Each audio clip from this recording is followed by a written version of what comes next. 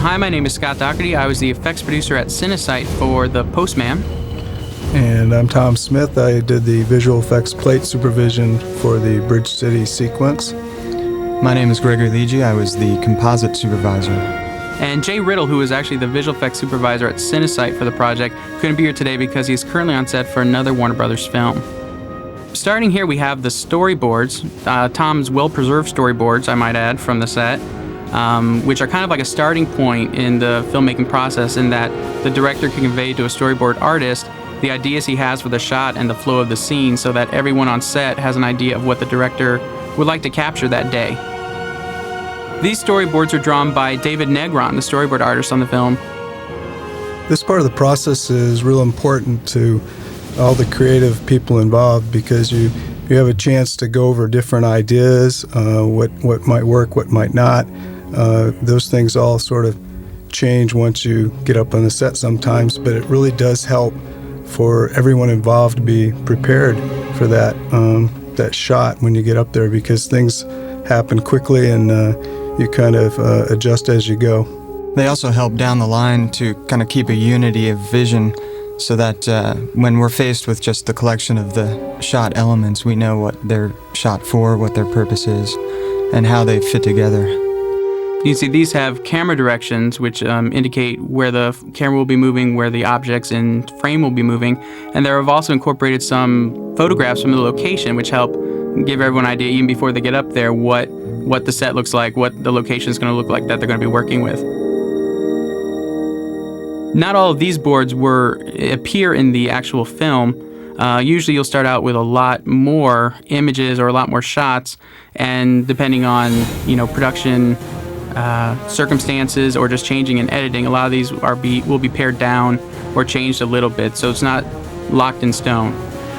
The second part of this process is actually shooting the plates. This was up in northeastern Washington where the Boundary Dam exists. They built this really nice elaborate set which we actually surveyed with real surveyors to get actual measurements. We took those measurements later on and input them into the computer to generate our cables with which Kevin rides upon. And even things like you see the water being discharged from the dam, those are things that had to be scheduled to fit around the shooting so that we would have that spectacular look in our shots. The dam itself, the tower here, was about 340 feet from the water level, so it actually presented some elements of fear of heights and things like that working, where the crew were working without railings and had to have wires on them to make sure they were safe. As you can see, the particular shot was set up so the helicopters would come by and do the plates, and Kevin would actually do the stunts in the basket. He was real adamant about that he was in the basket. There were some other alternative plans to have a stuntman and a smaller basket in place to do that. Here you can see what the scene looks like through the camera as it's shooting. You can see kind of the flicker of the film. We ran into some problems around the dam with the helicopter because the water, when it was discharged, created an updraft in that particular area. Once the shooting at the set for the plates was done at the location, we actually went up to Warner Brothers in Burbank to their back lot and shot the green screen plates that would be combined with the backgrounds that were shot up in Washington. It's advantageous to shoot on the lot because you can control all the lighting and all the situations to your advantage, make sure that everything works correctly. One key thing, which you might have noticed on the monitor there on the set, is to make sure that your foreground and your background will fit together when it gets to a company like Cinesite to put together. So they'll do like a quick composite on the set just to see that the camera motion is matching, the lighting is matching, and that when we get the elements, it'll work for the scene. That the perspectives line up correctly. Sometimes it's difficult to estimate that beforehand, and if it's off, your eye will see that difference in the final composite and you'll know it's fake. This shoot went on for about a week during the summer of 1997. Yeah, we collected the information of the plate photography up in Washington to make sure that everybody was shooting with the right lenses down here and so that it did look correct. Now, most of these green screens, too, I believe, were shot VistaVision, and they had to be resized for the CinemaScope format of the film. The DP, Steve Winden, came up with a creative idea to shoot all the green screens in shadow where Kevin was behind it, and that we would just have these on cranes and move them around, following the sun. That helps. The green screen, if you shoot it in the correct lighting, the correct aspect, gives you an even color green, which helps when you get to the computerized process, because it's a mathematical process, and gradations and things can interfere with the computerized extraction. And here you can see some of our befores and afters showing the elements that were shot and how they're incorporated and put together into the final scenes.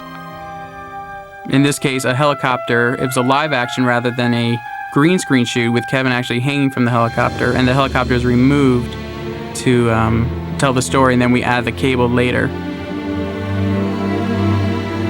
You can see some of the red tracking markers above Kevin's head here, where we'll get the information of how far apart those markers are, and then we can track the camera movement and apply it to our background plates when we get the elements together in the computer.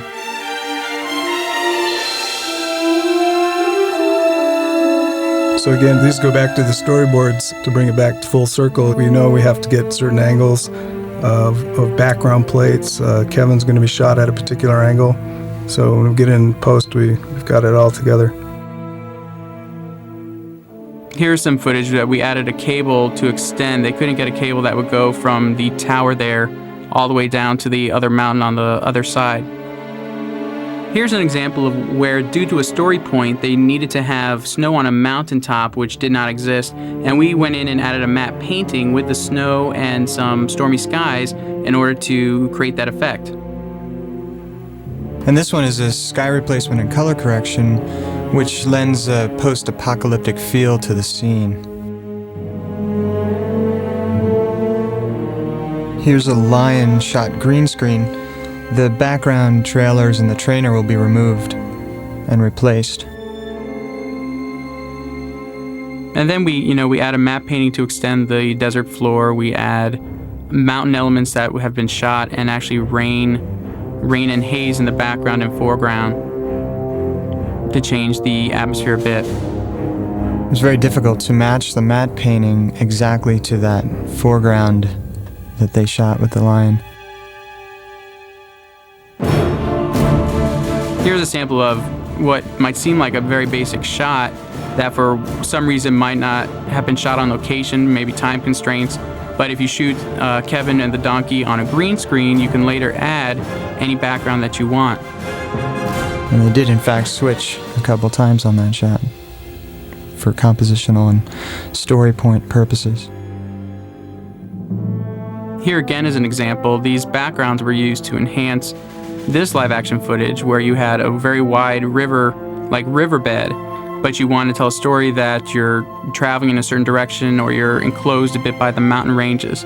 So we had to go in and add the mountain ranges, roto out some of these foreground elements such as the lamp, just to separate them from the background element.